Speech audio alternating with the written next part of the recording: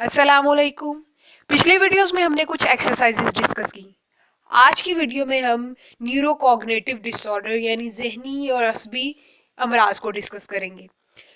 Neurocognitive disorder की तशखीस हम जहनी अमाल में खराबियों की बुनियाद पर करते हैं, जिससे क्या होता है कि किसी फर्द के काम करने की सलाहियत जो है उसमें तब्दीलियां आती हैं।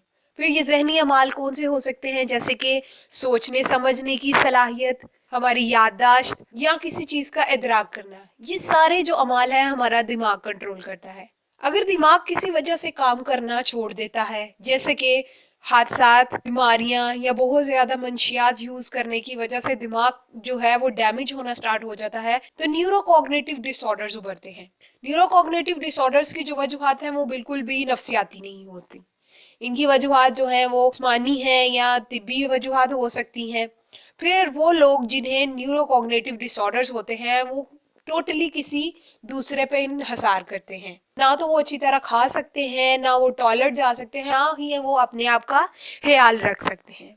फिर देखते हैं न्यूरोकॉग्निटिव डिसऑर्डर्स की दर्जाबंदी। तो DSM-5 के अकॉर्डिंग न्यूरोकॉग्निटिव की दर्जाबंदी दो हिस्सों में की गई है।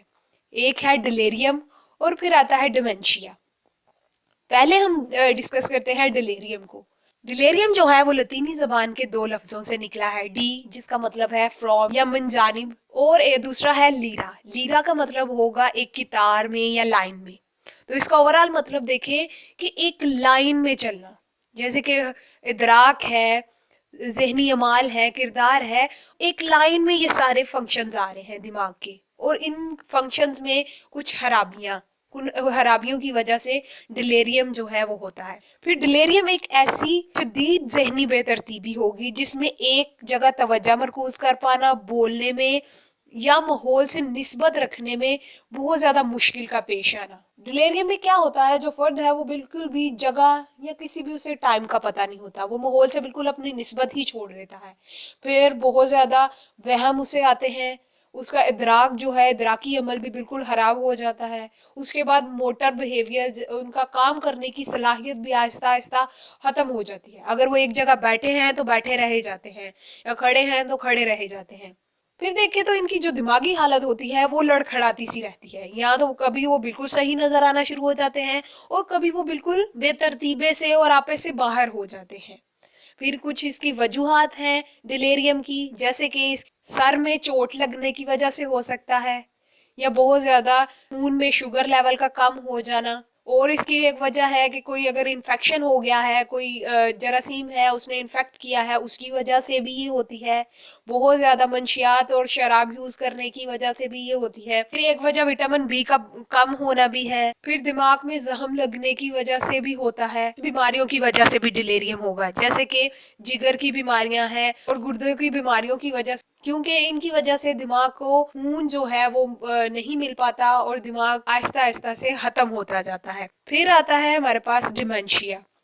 डिमेंशिया एक ऐसा जहनी बिगाड़ है जिसमें एक फर्द की यादाश्त, सोचने समझने की सलाहियत, तवज्जो करने की सलाहियत और परखने की सलाहियत जो है वो खराब होती जाती है, मुसलसल या खत्म हो जाती है। फिर मेजर फीचर जो डिमेंशिया के पेशेंट्स में देखने को मिलेगा वो है यादाश्त का बहुत ज्यादा खराब होना। ये यादाश्त कुछ लोगों की बिल्कुल चली भी जाती है।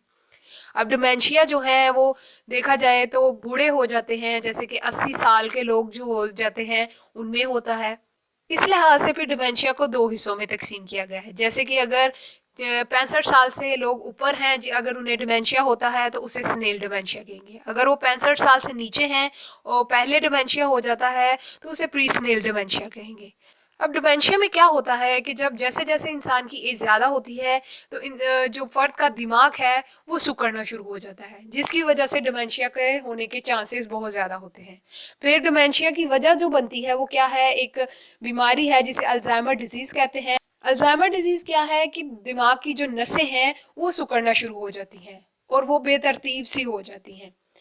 फिर एक और वजह इसकी क्या हो सकती है कि दिमाग में रसोली का बन जाना होता है, या फिर ऐसे लोग जो डिप्रेशन का पहले शिकार होते हैं या मंशियात बहुत ज्यादा इस्तेमाल करने की वजह से अद्वियात लेते हैं, उनको ये ओल्ड एज में जाके बहुत ज्यादा होगा डिमेंशिया। और डिमेंशिया की वजूहत क्या होगी कि वायरस या किसी बैक्टीरिया का अटैक करना दिमाग पे, इससे और भी ज्यादा डिमेंशिया के होने के चांसेस हो सकते हैं। फिर न्यूरोकॉग्निटिव डिसऑर्डर जो हैं ऐसे डिसऑर्डर हैं कि जैसे अगर किसी पहाड़ी से हम पत्थर फेंकते हैं तो वो पत्थर नीचे गिरता जाता है, ऐसे ही दिमाग की जो हालत है वो होती है।